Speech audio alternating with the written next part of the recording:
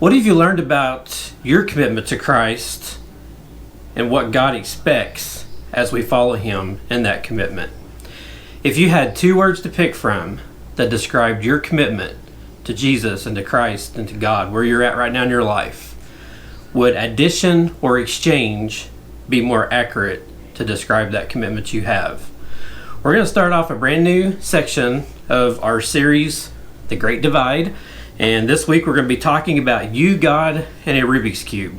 And we're going to start that right after this.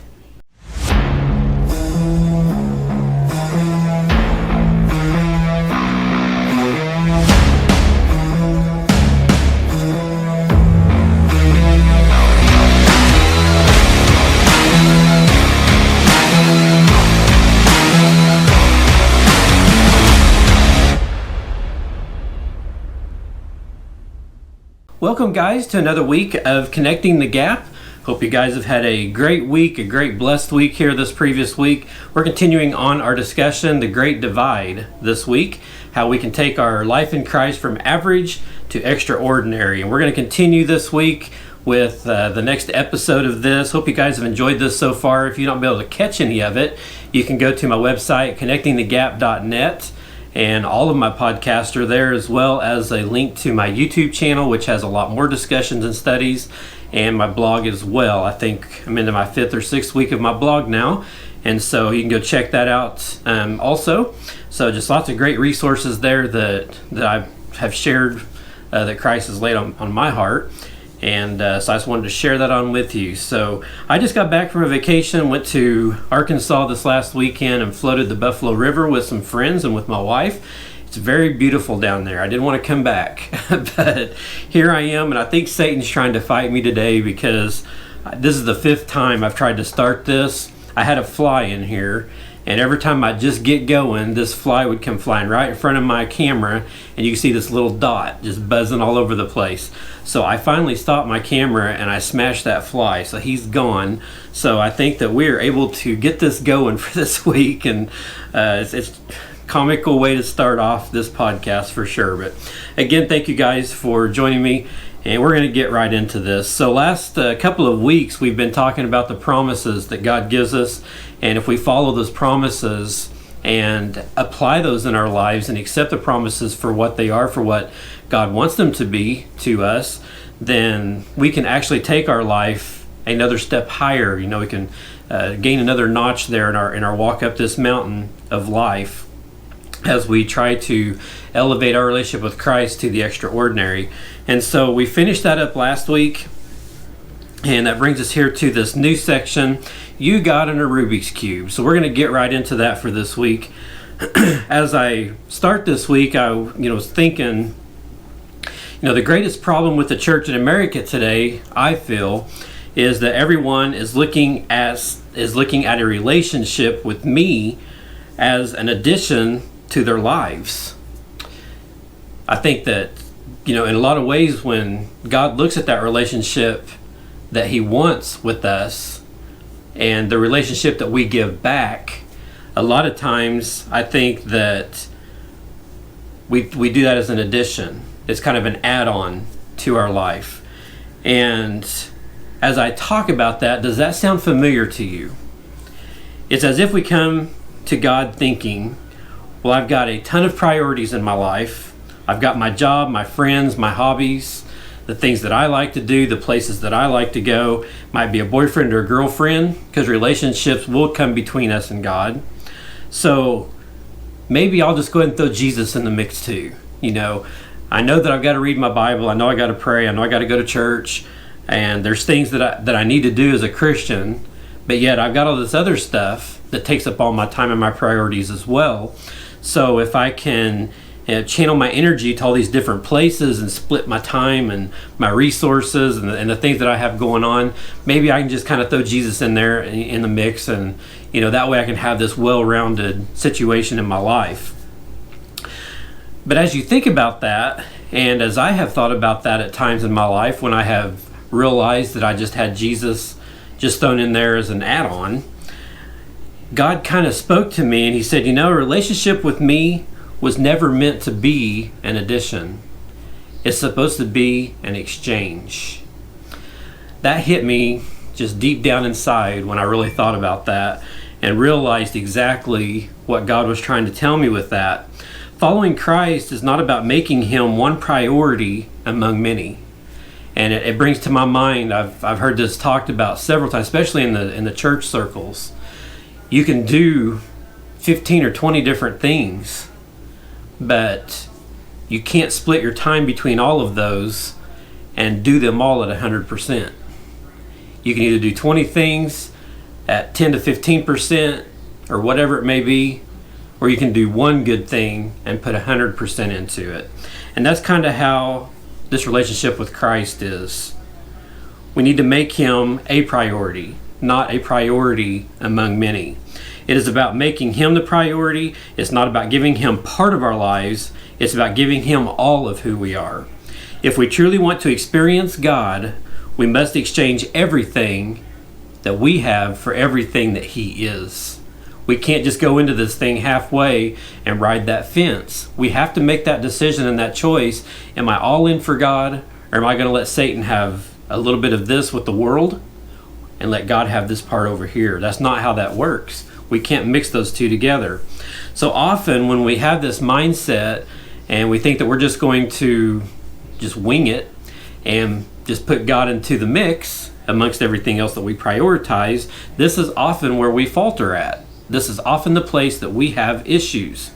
We make Jesus an addition to our lives instead of exchanging our life for his. And that's how the Bible has always told us. As we become Christians, we take on his persona. We take on the life of Christ, and that's who we're supposed to be expressing to other people that are out there and to the sinners as they see us walk this life in Christ. It's not that we don't want Jesus and everything that he offers. It's just that we're not sure we want to relinquish our control.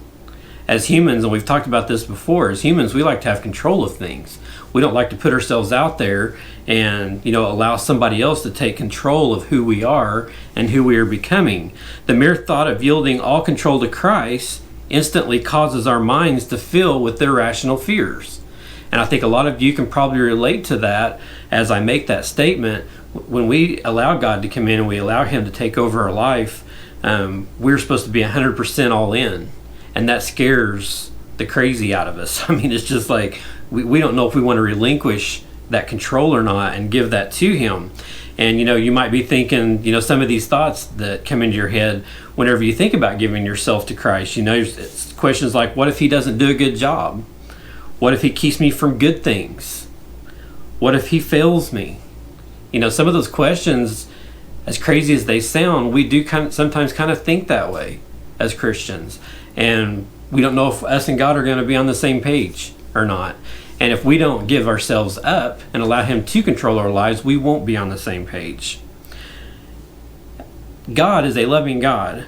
He's already proven his love through such great sacrifice that he would never fail us. Yet we feel much safer when we hold on to the reins.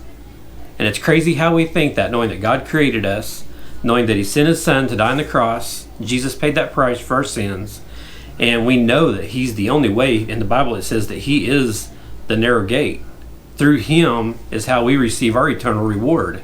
But yet we're so scared to give those reins up to him and let him control our lives and who we are, knowing that he could do a much better job than what we're doing.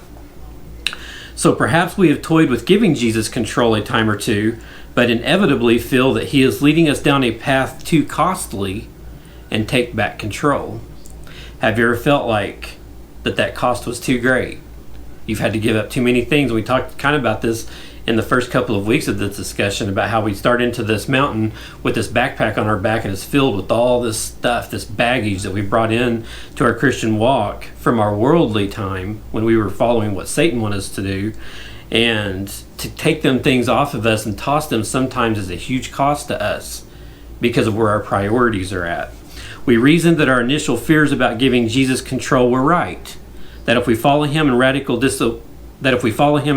obedience, it will be dangerous and cost us the things that we love the most in life. However, we don't want to abandon God completely because deep down inside we know that he is real and we do know that we actually do need him. inside of us. Isn't it crazy how our mind likes to play the devil's advocate on a lot of this stuff? Because we have our things that we've maybe spent a lot of money on, or we've put a lot of time into it. Maybe it's some things that we hold near and dear to our heart. And then we also know that on the flip side of that, that our eternity relies on that relationship with Christ. So somewhere those paths have to cross. And we're going to have to decide if some of these things that we bring from the world, if God wants those out of our lives, we have to shed those off, regardless of what they mean to us. Because if we don't, we're never going to be able to realize what that life with Christ is going to be like. And we know that we need Him. So when we come to that point, that little fork in the road, we have a problem on our hands. We want the abundant life that Jesus promises us, but we don't want to give Him total control of our lives. So what do? More often than not, we try to carve out a comfortable place in our lives for Jesus to reign, while we continue to reign in the really important areas. So here again, we're trying to almost kind of be bipolar to an extent. We try to keep control of the things that means the most to us, which obviously isn't Jesus and that life and that walk with Him. That commitment to God is not our priority, obviously, because we are trying to hang on to this stuff that we think we can do better with. But the things that don't mean so much, we can kind of carve out a spot there and kind of shed some of that off and let Jesus sit over there in that spot. Unfortunately, though, that process is never going to work. We're never going to truly experience God in this way. To experience Jesus, we must relinquish our right of control in every area of our life. As much as we may want it to work another way, it's not ever going to happen. In Luke 16:13, it clearly states that no servant can serve two masters. I know you guys have heard that scripture many, many a time. But yet, how often do we still let it take application in our life? We still allow two different masters, maybe 3 or 4 masters. You realize that every addiction that you have or everything that you can't set down that God convicts you of is a master in your life. And God cannot cohabit with all of these other masters when we're trying to throw priorities to each one of them and trying to keep equal opportunity with all of them. It's not going to happen, because God wants all of us so that He can pour His blessings into us through that life that He gave us and that Jesus gave us from dying on that cross for us. Thankfully, when we forfeit control, we are giving control to a loving, all-powerful God who will do a much better job at running our life than we ever could. If we're going to gain Him and His abundant life, we have to do one thing. We have to let go. As hard as it is, we have to understand that some of these things in our life, we cannot keep them, we cannot control them, we have to put those in God's hands.